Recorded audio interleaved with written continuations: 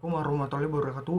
Kami di sini izin perkenalkan diri terlebih dahulu. Nama saya Francis Lustrado dengan NIM 6670150109 dan teman saya Peri Irawan dengan NIM 6670190043 akan membahas mengenai tantangan dan masa depan hukum tata pemerintahan. Untuk mempersingkat waktu, di sini saya akan menjelaskan apa saja tantangan hukum tata pemerintahan.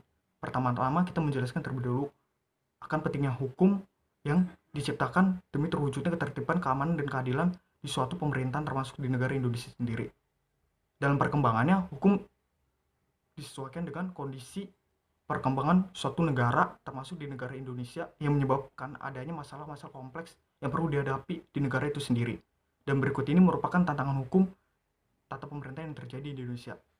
Yang pertama adalah produk hukum yang dinilai cacat dan bermasalah. Kita ketahui ada beberapa produk hukum yang diciptakan oleh pemerintah Indonesia itu sendiri ternyata dinilai cacat secara formil maupun secara substansial. Contohnya seperti UU Omnibus Law yang dinilai bertentangan dengan konstitusi dan adanya pasal karet yang menimbulkan banyaknya konflik kepentingan. Lalu yang kedua adalah lemahnya ketegasan aparat sebagai penegak hukum. Hal ini dapat kita lihat di Indonesia di mana para aparat penegak hukum lebih berpihak kepada orang-orang yang berkuasa dibanding kepada rakyat-rakyat kecil, sehingga hukum di Indonesia dapat kita ketahui sebagai hukum rimba. Lalu yang ketiga, kurangnya pemahaman masyarakat akan pentingnya hukum itu sendiri. Di Indonesia banyak masyarakat terutama masyarakat kalangan bawah yang kurang paham atau kurang pola pikir serta pengetahuannya akan pentingnya hukum sehingga menimbulkan banyak tindakan kriminal atau kejahatan.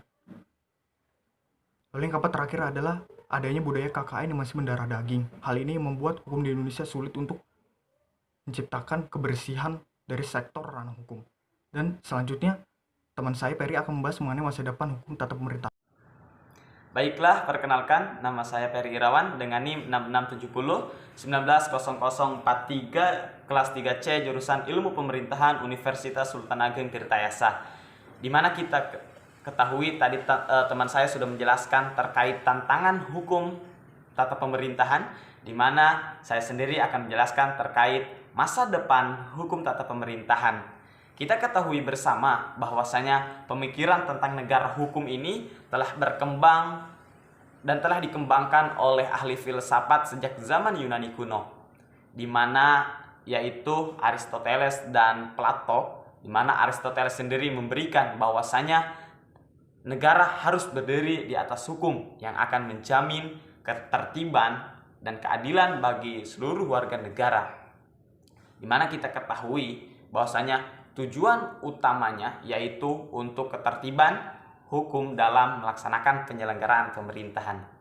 Di mana masa depan dari hukum tata pemerintahan itu sendiri yaitu adalah untuk mewujudkan good governance atau pelaksanaan tata kelola pemerintahan yang baik. Itu merupakan suatu tujuan utama dari hukum tata pemerintahan, di mana pemerintah sendiri harus bisa memberikan pelayanan yang baik terhadap masyarakat selaku objek dari pelaksanaan penyelenggaraan pemerintah itu sendiri. Baik itu dalam melaksanakan kehidupan bernegara, baik itu menjamin kehidupannya dan lain sebagainya. Di mana good governance sendiri memiliki karakteristiknya, di mana yang pertama yaitu terdapat akuntabilitas, yaitu bentuk tanggung jawab dari pemerintahan itu sendiri, dan yang kedua adanya dasar hukum, di mana pemerintah dalam melaksanakan kekuasaannya, dalam melaksanakan penyelenggaraannya itu harus berdasarkan hukum yang berlaku atau kewenangan yang ada.